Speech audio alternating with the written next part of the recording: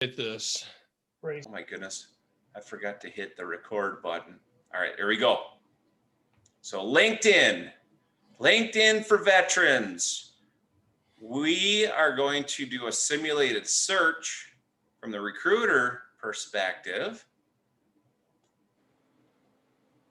on how to find a cybersecurity person. So I'm going to run through some basics. This is one of those things where it will be available for you on demand. So as you can see, I started a thing here called Cybersecurity Vet. That's the project that I'm working on right now. We get a lot of vets in the program that get their CompTIA certificate and this and that, or Security Plus, whatever. So what we're going to do is I'm going to show you when a fellow like me is looking for a veteran like yourself, how difficult it is for me to find you. And what I want to do is to make me being able to find you easier for me and more likely for me to contact you directly. So if you're familiar with SQL databases, that's all this is just a big fancy search engine on LinkedIn. So you can see right here, from a generic perspective, I'm starting off with 120 million people. That would cost me a lot to hit up all those people with a message just by clicking this little button right here, click message, and then I could send them something, which brings me to a very, very important thing here. So from the recruiting perspective here, if I was to contact all of these people just blindly now, okay, over here, what you can see is it's going to cost me 18 InMail credits out of the 250 that I've got to contact 25 of these people, meaning I can contact 7 people for free. Okay. What you want to do is you want to be one of those 7, because you know what my next step in the process is? As I hit this see all, and anybody I'm not connected to, at least at a second degree, I start clicking the nope, I'm not going to spend my money on these people today button. Okay. Boom. See you, Michael. See ya, Raj. See ya, Barbara. See ya, Nitesh. Bye, Sal. Bye, Marshall. I think my point's made, Pete. Is my point made, Yep. Pete? Yeah, you're good. All right. So another thing that happens on LinkedIn is I can sort here by more likely to engage. So if you're one of those people that doesn't respond when someone like me hits you up with even, dude, stop contacting me, I'm not interested, okay? A response of no is better than no response at all. Okay, let me repeat that again. Quit bugging me. I've already had enough Aflac thrown my way, or Primerica today. Quit putting Primerica shit up on Battle Buddies. We've said no 5 times in the last 2 days. No multi-level marketing stuff, no oils, none of that stuff. Okay. Sorry. Same thing here, Pete. We usually talk about the stuff offline. I get that. So out of LinkedIn, we started with 120 million people, right? If I just click this, more likely to respond, boom, I got rid of 85% of my people that is in my pool. Now check out this. There's a new feature, open to work. I put up a link earlier last week on how to change your profile to open to work. From a recruiting perspective, what that allows me to do is to contact you without getting charged an InMail charge. Okay, so theoretically, but I would bust LinkedIn if I did this, I could contact 13 million people with the spam hit up message. Okay, so if you have a LinkedIn account, and now I don't throw out rules, I give out what I think is best practices. Okay, perception, that's a best practice. Open to work would be something that I would highly advise you to do for a couple of reasons. If you guys are on Battle Buddies, as you know, we support one another. You should have the same spirit over on Facebook or on LinkedIn as well, that, hey, I'm an IT guy in security and I've got 25 buddies that are too, and 3 of them aren't on LinkedIn for whatever reason, because they're Chuck Norris and they don't want to be found or something like that, because they think that they did something. Whatever the case is, this opens you up to helping your friends, which is what the spirit of networking is for on LinkedIn. Okay, so open to work. I will put a link in how to do this from the LinkedIn page if you guys' Google is broke, or your DuckDuckGo is broke, or your Yahoo is broke if you're in your late 40s, early 50s, late 60s, 70s. Your AOL search feature, if you're in your 90s, Sue, I will put that up in a URL directly so you can find out how to hit open to work. By the way, feel free to ask questions. Sue's going to field them for us tonight. So not only is she our timekeeper tonight, she's also the one that will hopefully interrupt with some amazing questions. And you know what? If there's some great questions tonight, I'll send you a Battle Buddy sticker starter pack. Chuck, we actually have a question. Free stickers for good questions. Don't ask me to clarify perception. Warren wants to know, he has a weekly newsletter that he writes, and he sends it out weekly that has about 2,000 subscribers. And it's his thought, not, I'm going to read this verbatim. It's my thoughts not tagged to work. Is this good or is it hurting me? On LinkedIn. So Pete, do you want to talk about public perception on the professional image from LinkedIn? This is definitely in your wheelhouse. Yeah, thanks. And that speaks into just being unique, but also doing it in a professional manner. Okay. So you don't want a selfie. You don't want something that's just, okay, I need to get a picture up there to check off that box. Really invest. And I mean it, it's an investment because it pays off with better results. Get a good photo of yourself. It doesn't cost that much. And if you go to a portrait studio, a cheap one, even a cheap one will do a better job than a selfie. And tell them you want a LinkedIn headshot. Chances are probably 85, 90% chance that they'll know exactly what you, how to set the shot up so you get a nice headshot. There are some criteria that LinkedIn experts recommend. That's like 60% of the image space, that round space is your face. Happy faces are more inviting and warm than just scowls. Make it a natural photo. Dress professionally, the way you would dress in the role that you see yourself in or are currently in, sort of like Sarah's doing right now. And then have a nice background that doesn't contrast with what's up front. And do it that way. It's not going to be that much, and you don't need to do it, but every 10 years, let's say. So Sue, and then there was a question around the newsletter, right? A weekly newsletter or something like that. Was that what that right? Was? So he's got a newsletter that he sends out weekly, and it has about 2,000 subscribers. So the newsletter is it's his thoughts, and it's not tagged. It's not like work specific. So he's wondering, is the newsletter is it good or is it hurting him?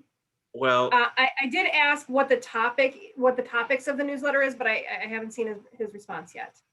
I mean, as long as it's not publicly damaging to yourself, I think it's good. I think that contact from content you put out is also good if you're trying to drive interactions between yourself and the rest of the world. I'll give you an example of why you should be very careful on LinkedIn with what you comment on. So my business partner, 3 weeks ago, before he went on vacation last week, found a lady who wrote some amazing commentary on an HR post. And we had someone pass on the role that we thought was extremely talented. I mean, just like the perfect candidate. Well, she fell through because of she's at that place in her life, wasn't ready to or didn't want to do it. We tried to make it really hard for her to say no. She said no. So my partner actually found the person that we put into this job based on the comments she wrote in response to an article.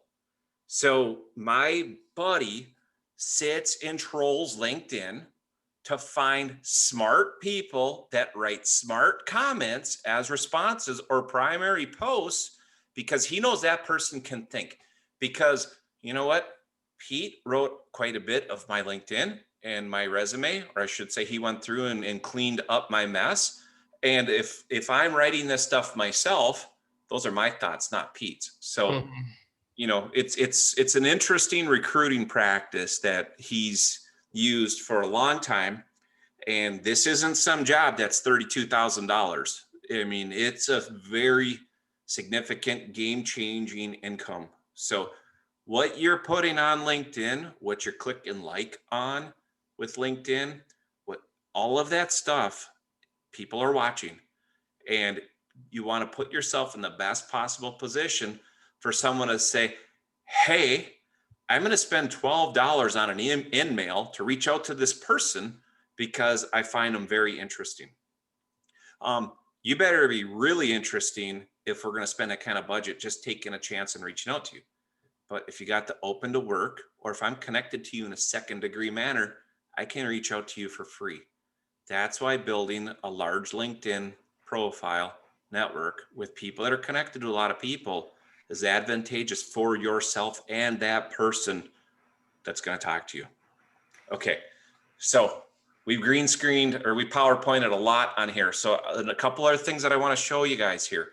Okay, so when it comes to job titles, I'm going to type in security. Okay, and you can see that once I put security, that your title matters. Security officer, security guard, security manager, security consultant, security supervisor, analyst, all of these other things.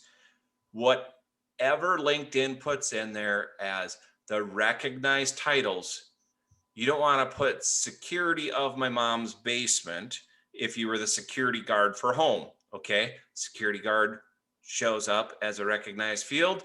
Security guard of mom's basement does not match the LinkedIn profile search features. Okay, so if I put in there, I don't know, here, we'll put in cyber. We'll put in cyber, okay? We get a lot of vets that they have cyber something or another now as a job they were doing in the military, or they've gone to school afterwards. Cybersecurity analyst. I had one of our vets reach out to us today. So I'm going to click on this. And you know what? Maybe we'll even play a little game. No, we won't, because I want to protect her privacy. But you can see cybersecurity analyst. Okay. There's 19,000 of them that I can reach right now if I am just at generic results. Now, if I go open to work, now I'm down to 4,000. If I put likely to respond, I get another 5,500 people. Now, if you are a veteran, I'm going to roll on down, and we've put it up in the past on how to get your veteran status in there. I can come into my advanced feature here, boom, hit this military vet. I just dropped my entire pool down to 783 people in the country, in the globe, in the whole world. There's 783 vets who are cybersecurity analysts. We probably have that in Battle Buddies. And we don't have 22 million people. So these are the types of things that if I'm doing diversity recruiting, because I want to get my 8% for federal contracting, and I want to, and my preference is always vets. Every single thing that I do, I always click the vet thing. Those are the first people that I contact every single time, because that's who I want to put at the front of the line. Make my life easier by clicking vet. If you're not a vet, I could find you. It's a little tougher, but don't do that to me.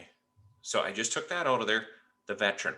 Okay, now the other place where I could find you would be here. So let's say that you didn't put in your veteran status.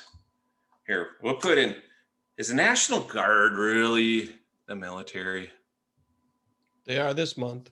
They are this month? Okay. So we'll just stick with regular Army. So Army, boom. Let's see how many people have Army in their profile, cybersecurity analyst, 580. Okay.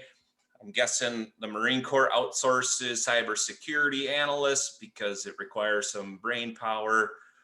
If I was to put Crayola expert, that could be a little interesting on the results. The only reason I come just so you could take shots. I wouldn't take pop shots if you guys weren't represented. Okay. I wasn't here, but you I probably believe you fly must at be in the weekend, room if you're Matt. going to trash talk your fellow guy. So I don't want to go too deep into this. I'm going to hit the stop the screen sharing. Before I do that, Sue, was there any more things that popped up as far as me being able to demonstrate how to find something in here or anything? Nothing at the moment. So there's no sticker winners this evening. Not so far. So here's another thing that is important. If you ask me, if you want to be found, if you don't want to be found, fine. Keep your trolling comments to yourself, because you know what? On this page, we got 50,000 guys that are here trying to get some help, and women, right? 26% of the page, even though 17% of vets are female, we got a lot of females in here. So there's a lot of men and women looking to get support from this page. So one of the reasons for building a strong LinkedIn network is because you get access to all of my people. I've got like 2,800 people. I'm not that big of a presence on there. Zach, any idea, or Pete, how many people you've got on LinkedIn? Zach, you're a big hitter in town here. Pete, how many you got? I've crossed the 500 plus threshold. Yes. Okay. I'm at about 280, but I actually had a LinkedIn page that we had to do from college, and I couldn't access it, and it was all construction related. So I started over from scratch, being that I redid my my career path, and yeah, I'm probably about 285-ish now, 300 mark, but that's about in a year and a half. And that's just anytime I'm networking, anytime I'm in one of these meetings, if I see a new face at the top of a Zoom meeting or a Teams meeting, I'm just adding because I want to be working with these people, or I am working with these people. Okay. So the takeaway, guys and ladies, I always say guys by default. I don't mean to assuming people's genders, he, him, her, hers, any of that stuff. Put yourself out there, make yourself able to be found. Do it. If it's not for yourself, do it in a selfless manner for your buddies that might need the help. There's a lot of people that refuse to ask for help. They need help. 2020 has been hell on a lot of people. I know 2020 was one of the worst years I've ever had in my life. Straight up. So none of us are excluded from that. The funnest bad year I've had. Yeah, right. Okay. Thanks to Battle Buddies. Thanks to what? Thanks to Battle Buddies. What else do you guys think that we should throw in that we haven't hit on this evening? Professional photo. What do you know about the LinkedIn headline as far as its value? I know what I know about it, but okay, so I can tell you this. So, and I posted a couple of the jobs online on the Battle Buddies page. I've been looking for jobs for people here in the US, overseas. They're ranging 85 grand for a couple of them overseas. That's euros, so it's a 100K job. 200 to 300 here in the States, same over in the EU. And the clients have had asked for some very specific things. So when I'm sitting there looking for platform as a service, if you make yourself, it's kind of like that veteran checkbox thing, right? Put those things that you can do somewhere in your profile. So if it's a skill, add it as a skill. If it's a free text type of thing, so I can find PAAS in your job descriptions, all of these things. So here's one of the frustrating things for like the technical stuff that I've been looking for. I can't imagine the talent pool that I pass over every single day because somebody who may be lackluster knows how to write a LinkedIn profile. And then you've got this amazing person that's extremely competent or has put literally nothing into their profile. I'm just passing over them because the search feature only results the stuff that is put in there, right? It's garbage in, garbage out. So if somebody has a well-written LinkedIn profile, boom, guess where I'm landing. Now, one of the things that's really frustrating is somebody like, okay, let's say that my job with Accenture, I just put delivery manager and that's it. A lot of people don't know what the hell a delivery manager is, right? And they would have no idea that I was client facing, that I did, trouble ticket stuff, bug fix, administration, all of these things. So if I'm the recruiter looking for someone that's got one of those obscure things that I did, but it doesn't match delivery manager, it actually is an operations director or something weird like that at this other company, as a recruiter, I can find that text somewhere. So where I'm going with this is if you write the company you work for, your job title, and your job description, that's not going to do me a lot of good unless I worked there before and I know what the hell that person does. Just like if you ask me what a meteorologist does in the Army, and as an NCO, you sit around every 4 hours, you send up a weather balloon and you watch your guys let it go and they hit a button. And I don't know what they do 25 years later now, but that's what we did there. Most of you guys probably didn't know we have meteorologists in the Army. That's my last job. That's my point. I don't understand Marine Corps stuff. I don't get Air Force stuff. I have no idea what the hell Navy stuff is, why they'd be on a boat. You can't dig a hole, someone's shooting at you, right? You just kind of get sunk. So the titles are very important. The headline, I don't search them for what I'm looking for.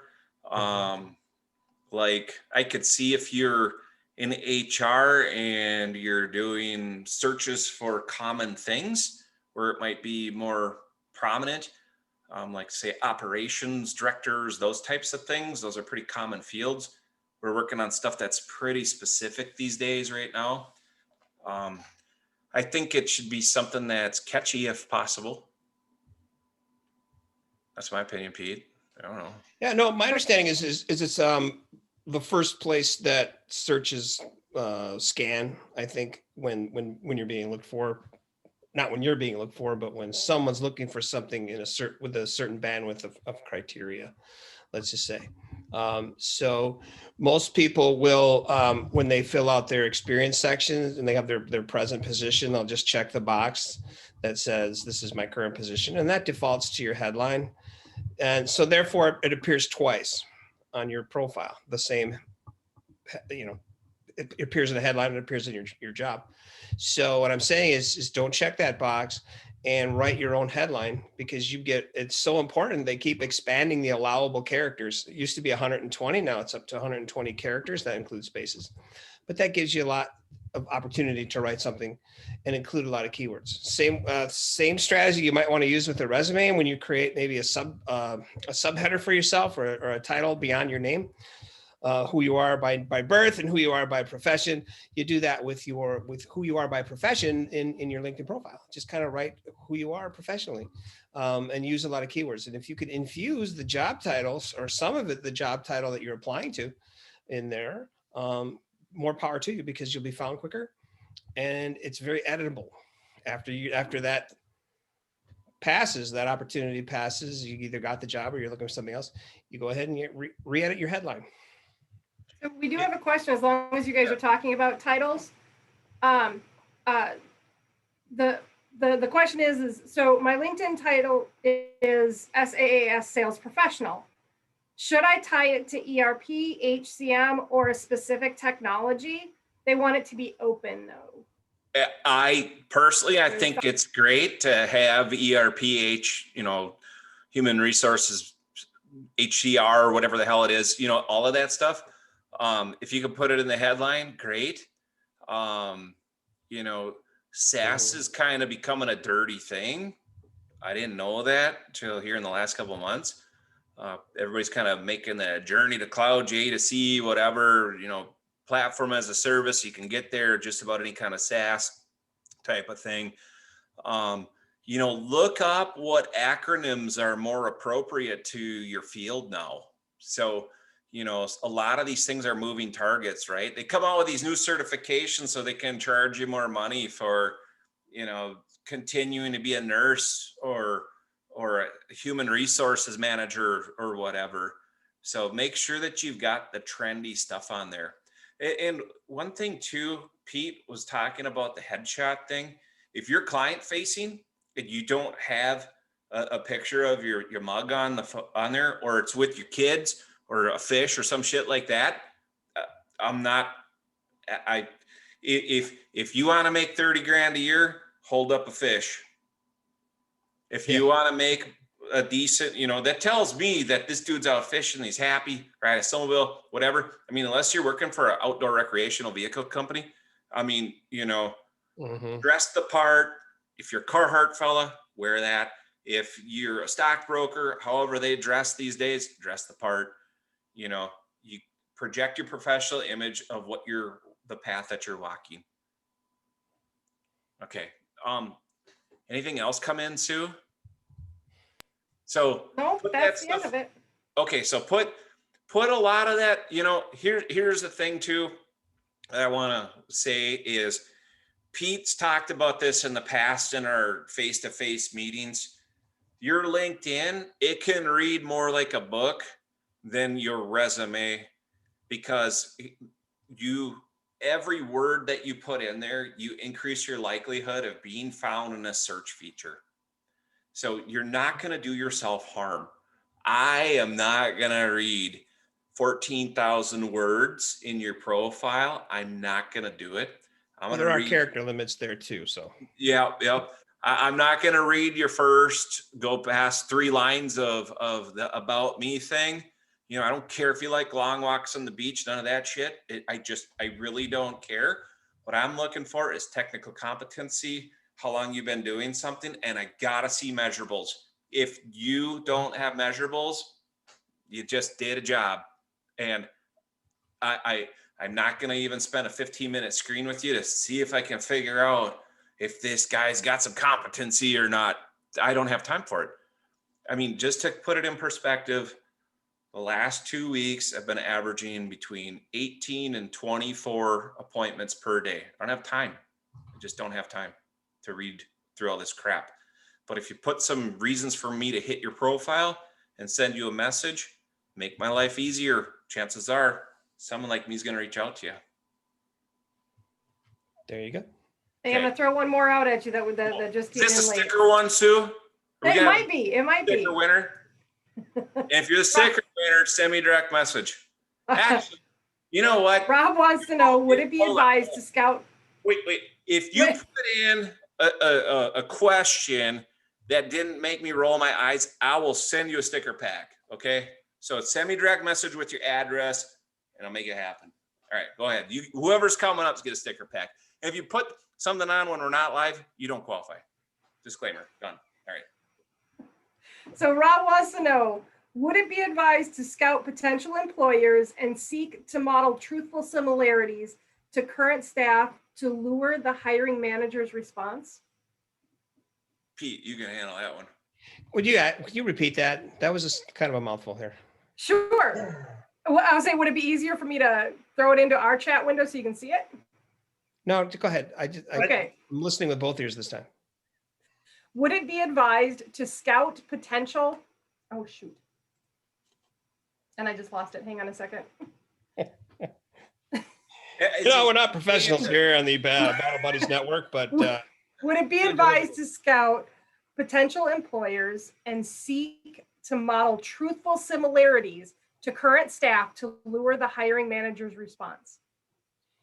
In a word, yes. That is helping to create that the commonality between what you want and what the company is looking for. So when you can mirror their values, I just want to say that they really should jive with your values, because if your only objective is to get a job, then you're going to be unhappy. You might make some money. You're going to be unhappy. You're probably going to underperform.